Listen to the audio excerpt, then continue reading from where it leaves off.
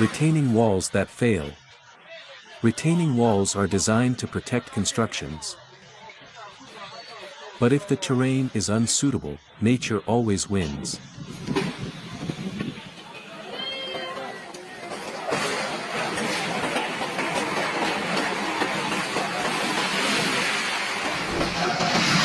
In many cases, like that in New Delhi, the earth gave way, taking entire structures along with it.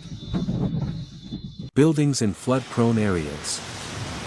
One of the biggest mistakes we can make is building in flood-prone areas. The case of houses inundated after an unexpected flood proves how crucial it is to respect nature's boundaries.